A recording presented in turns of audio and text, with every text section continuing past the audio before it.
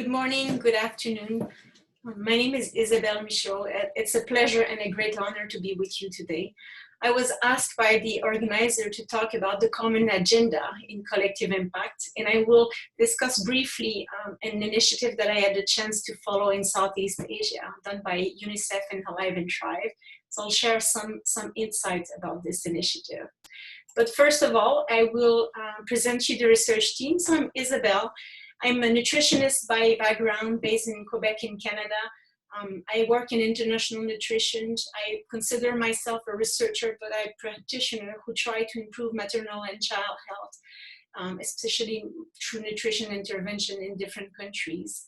I had the chance to work on this initiative with Marion Gaillard, who is a research and evaluation specialist who has been working with me for a few years, and with David Pilkey, who is a professor at Cornell University and with who I have been working for more than 10 years.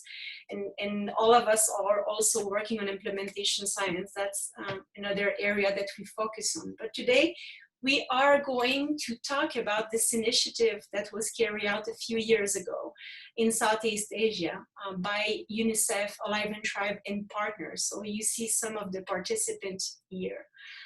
And so I will present the initiative and then some insight about the collective impact. Here's the plan of the presentation. I'll give a little bit of context for people who are less familiar about nutrition, international nutrition and breastfeeding. I will apply the collective impact lens and focus on common agenda. Talked a little bit about the advocacy approach and finally conclude.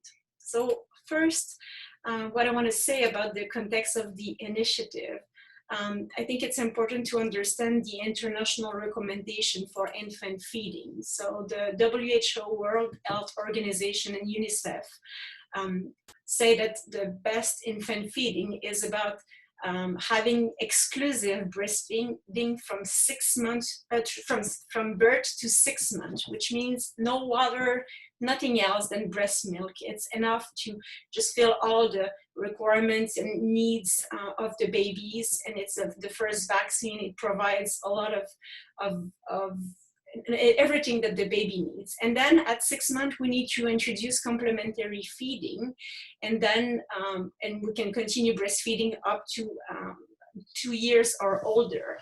But the breast milk is very important for the baby because it really brings all the optimal feeding. And there was a Lancet series in 2016 that was done on breastfeeding, and that mentioned that if we were able to scale up the breastfeeding practices at a universal level or something close, we would be able to save about 823,000 annual deaths of the children per year and about 20,000 annual deaths from breast cancer. So it gives you an idea of the importance when we talk about international nutrition because it can really provides a better health, many less problems also for the baby in terms of disease that can affect later his life. And I won't go in detail, but there are some measures that are put in place by different countries to try to promote, protect, and support breastfeeding. And so 3 of them are those. One, there is the International Code of Marketing of Breast Milk Substitute that I will speak in focus today. There is the Baby Friendly Hospital Initiative. That is another one that has some conditions and steps to be implemented in hospital setting. And there is also the importance of maternity protection, because when a woman needs to go back to work, not even 1 month after giving birth, it's very difficult for her. It doesn't give her the conditions to be able to breastfeed her baby for at least like 1 year, for example. So I'm focusing on the breast milk substitute code that I will call, or the code. The code is an instrument that was developed by UNICEF and WHO in 1981. It's a very important instrument because it provides some rules for the industry and to make sure that they don't do a lot of marketing with mothers, because we know it does influence their choices. And the industry wants the mothers to stop breastfeeding as soon as possible because it's very lucrative. And so since 81, there are some updates that are done to the codes by the World Health Assembly. So there are some resolutions that are important. And so when we embark into this evaluation, real-time evaluation in Southeast Asia, the code was one of their focus. And so the code is an international instrument, but it has no teeth in terms of legislation in one country if the country doesn't include some of its measure in its own law. And so the countries were trying just to make sure that they would be able to translate the international code into national measure, but we had limited information of how this was achieved by different countries. So with my team, we were able to follow some advocates for the codes in 7 Southeast Asian countries.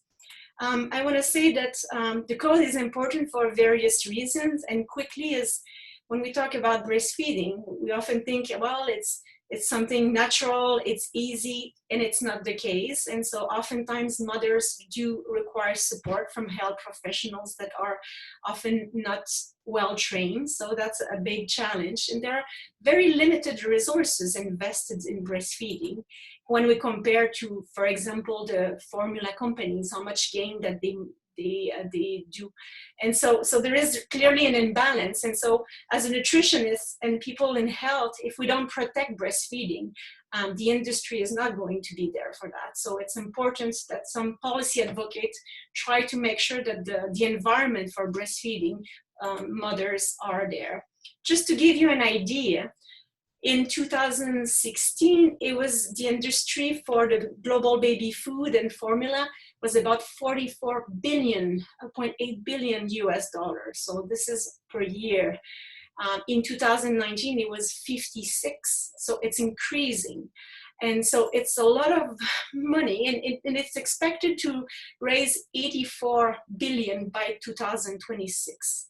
So there is clearly a lot of profits to be done by the industry to the detriment of the health of the children, especially, but this is in all countries, but in developing countries or emerging economies, it's even more a challenge when water is not, access to safe water is not there, or like the cleaning of those, but also clearly the benefit that the breast milk brings to the mothers and the infant. And so Alive and Thrive, and with UNICEF and governments from different countries have embarked into this really endeavor and trying just to make sure that the international code would become rules and be enforced in some of those countries. And so the objective was really to try to save lives, prevent illness, and ensure that the best growth for the children through the breastfeeding practices and also complementary feeding. In Vietnam was the first country in really being able to have the international code included in his advertisement law. And so this was a major accomplishment, and many countries had a lot of interest in terms of doing the same. So really Vietnam and this lessons learned in this country became important, and then the initiative became broader, and it was an expansion to a regional movement in those countries. So you can see the country here. You have Myanmar, Laos, Vietnam, Thailand, Cambodia, Indonesia, and East Timor. So those are the countries that I will be talking. And now I will apply the collective impact lens. Just change here to make sure that you see well. So you have heard about the collective impact. Many of you are becoming more familiar. So we use it as a lens to examine the governance of this initiative. And so it was very helpful, but I should say that the initiative was not set up as a collective impact initiative at the onset. So people didn't know what it was, but we brought it. And so with the actors, we were able to have also some reflection with them. And so I'm going to talk about those 5 conditions, like the backbone support, mutually reinforcing activities, continuous communication, common agenda, and shared measurement quickly, and I will focus later after on the common agenda. So the backbone support, it was an interesting initiative because You can have like a collective impact initiative that has a smaller scale, but we have seen more and more what we call like the multi-layer collective impact initiative. And so the layer was that you needed a backbone at the regional level. So to provide some guidance and really foster some momentum. And this was assumed by Alive and Thrive, the team, and UNICEF, and they organized large events to do that. And then the backbone, you need it also at the country level. And the way it worked is that Alive and Thrive had representatives in each country to be able to follow up on some of the activities and strategize with the country. And the UNICEF country office was always there to follow up on many actions. So the backbone support is very important, and even more so when you have this multi-layer collective impact initiative, because you have more than one backbone. In fact, you have those two levels that need to communicate together.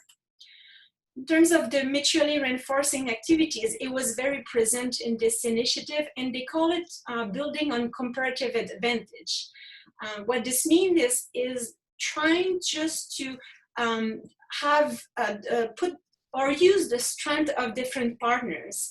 And I will give an example. So for example, if there was a need to do a study to better understand some practices about breastfeeding, then maybe one organization would have some resource to do that.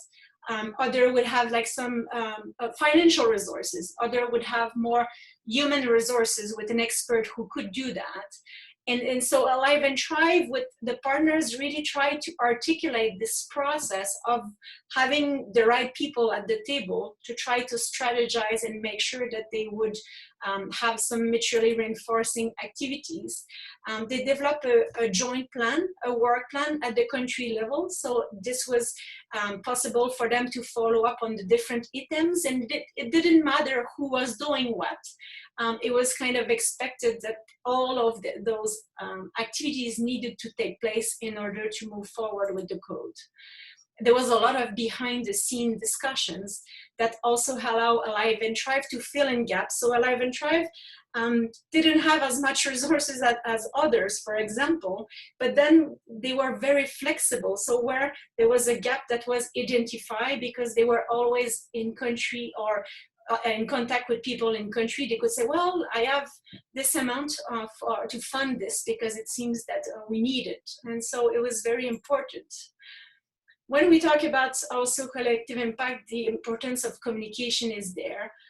And so they had a representative in country that was able to facilitate the discussions among key actors, because they didn't have one office in each country. So it was a challenge, but there are a lot of things that they have done help. They use different strategies, for example, like the technology to have like a Dropbox file that everyone could have access. Or they use, for example, WhatsApp, in which they would just be a small group of key actors at the national level, and they could communicate quickly. And this was very important because sometimes there was things happening at the country level in which they needed a turnover of 24 hours. For example, when the industry was trying to strategize, because you imagine that the industry has a lot of money. And so when there are things that are done by the policy advocate for breastfeeding, they want to stop. They don't want to see the code because it will limit their profit for sure. So what was interesting to see is there was this strategic group of actors that had continuous communication, because when we talk about the code, we talk about legislation, and so it's a certain group of people or policymakers who have access to certain information. But they may not know that breastfeeding is so important and how formula companies can try also to influence the environment. And so what happened is that this continuous communication and this strategic group of actors was always in communication, and it gave access to the policy-making arena by development partners. For example, there were international experts on the code who could answer all the questions that the people from the government had when the industry was saying or sending misinformation, which was often the case. then they could answer with the accurate information. So it was very powerful to have this continuous communication with key actors at the national level. Then in terms of the common agenda, there were some regional workshops that were done, and I will speak more about this, but it really helped to build a shared understanding and create some roadmaps. You remember I was saying that there were like 3 policy objectives or instruments. There's the code, maternity protection, and also the baby-friendly hospital initiative. So each country were able to decide how they wanted to move forward and the goals that they wanted to achieve over a certain period of time. And they use a joint approach, what we call like an advocacy approach that I will explain also briefly afterward. And finally, when we talk about the 5th condition more for a collective impact, it's the shared measurement.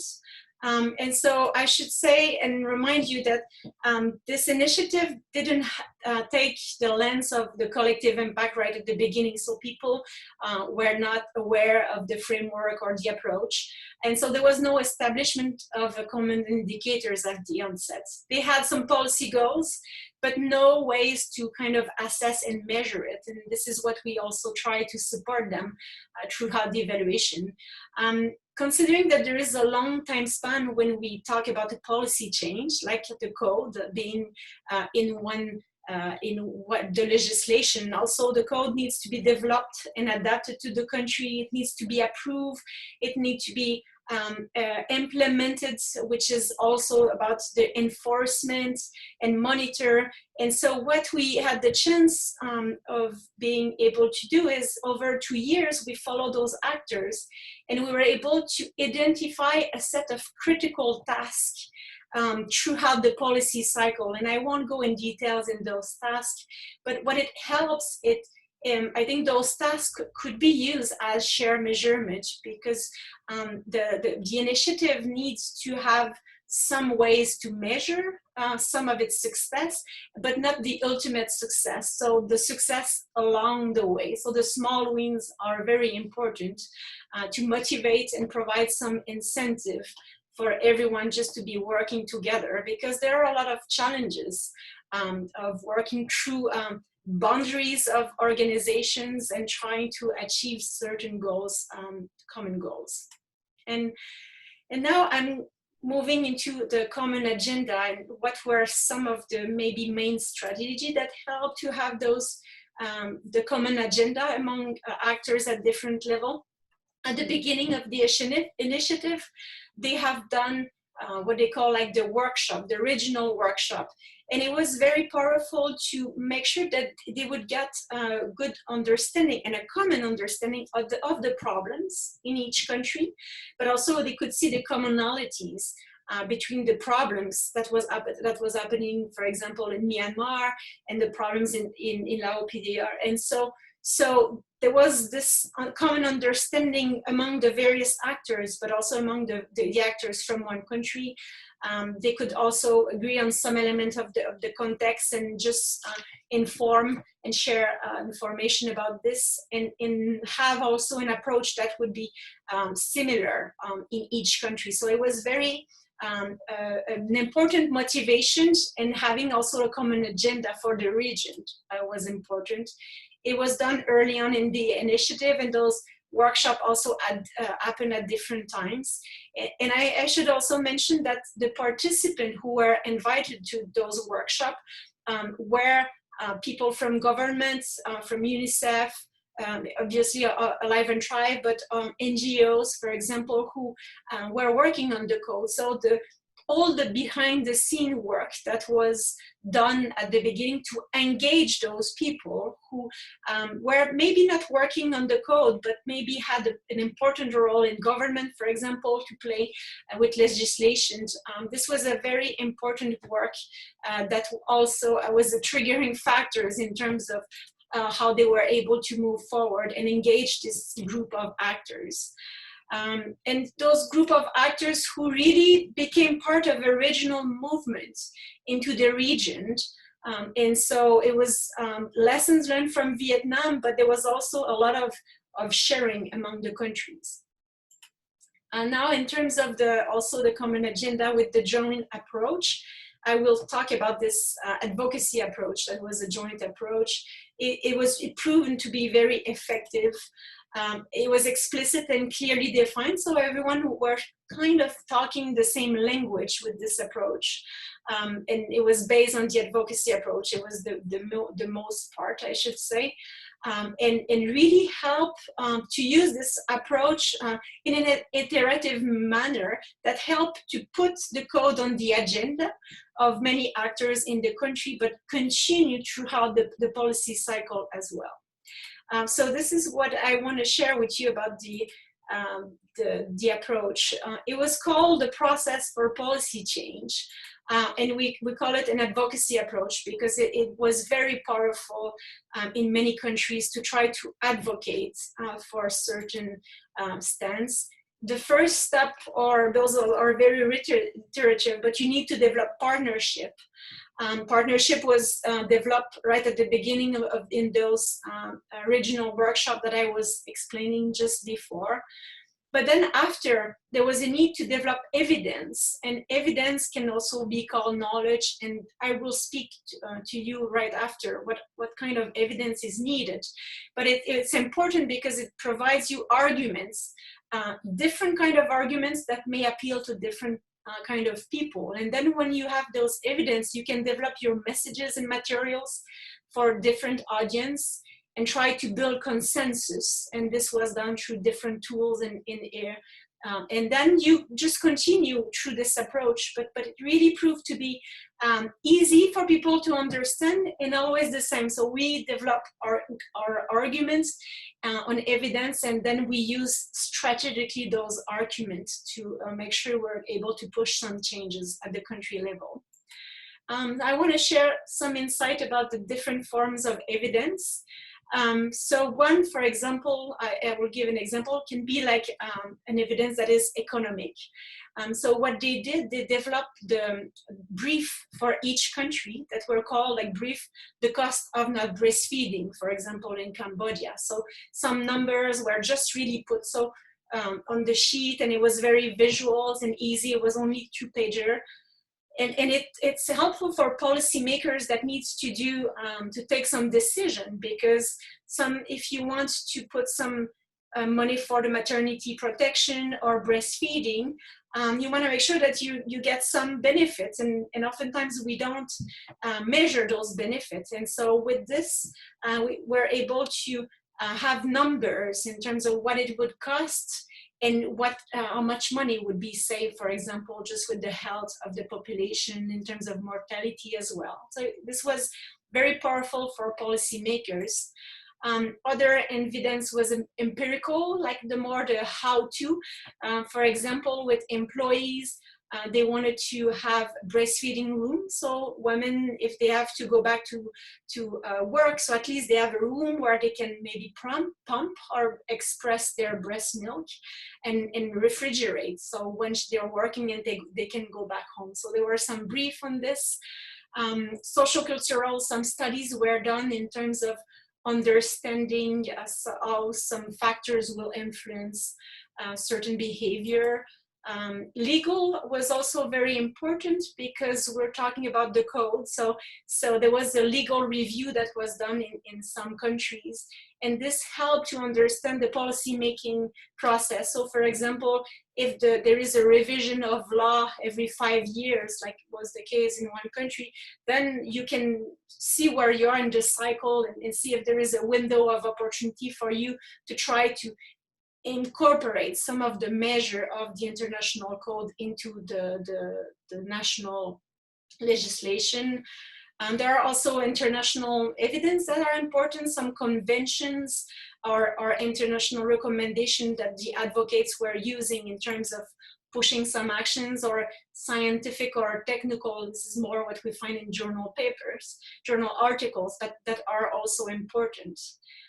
And so this was very powerful for this advocacy approach, and making sure that they would all move in the same direction.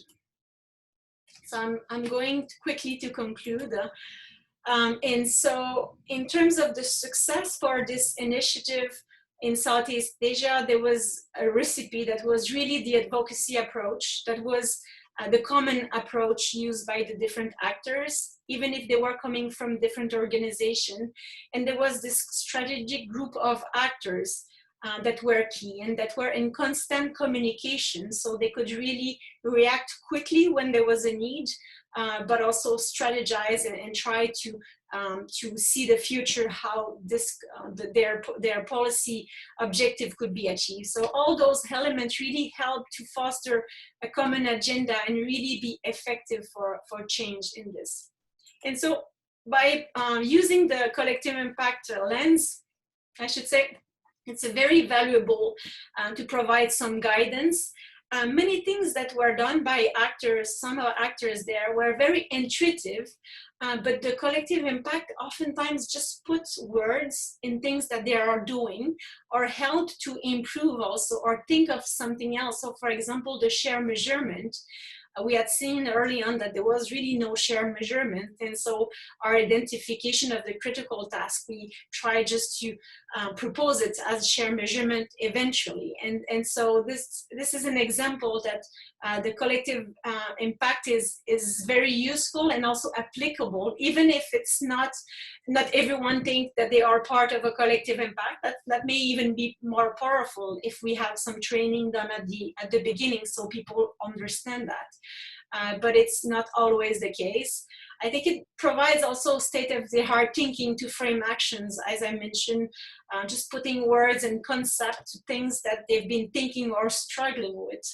And I think it can be complemented with an advocacy approach. So I think it was one of our arguments in the paper is advocacy, if it's thought right at the onset, can be very powerful to make some changes in certain initiative, for example. If you're interested to hear more about the topic, so we have published a supplement in maternal and child nutrition. So there are 4 papers that are really more about this, and the 4th one is about the collective impact initiative lens. And so I want to end by thanking all the people who have participated. So that's over 100 people who have participated almost for 2 years, and we were able to follow. We also received funding from the government of Canada and Ireland and the Bill and Melinda Gates Foundation, so through Alive and Thrive. And so it was a very insightful initiative, and I think now that I'm embarking on something else with them, I think I always have the collective impact approach also in the back of my mind. So I hope that this is also what this training or this event brings to you, is ways by which you can really bring in many concepts and great thinking that are helpful, and also for evaluating those interventions. So I thank you very much for your support, and I will be able to join you for a live, I think, question and answer soon. Thank you very much.